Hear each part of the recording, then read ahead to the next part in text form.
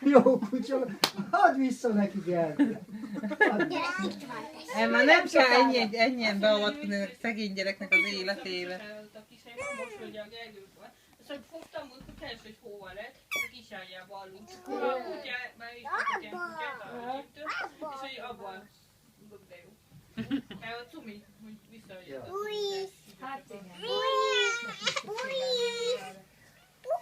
Emma, csak az nehogy ráfeküdj a lábára. Hát mindjárt elég jó. Hát azért...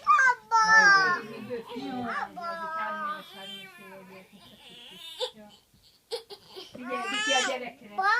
Gergő szokott így csinálni, amikor kakérnia kell. Úgy, igen. Sőt, néha még a kis arca is kihoz. Nézd meg, hogy szereti.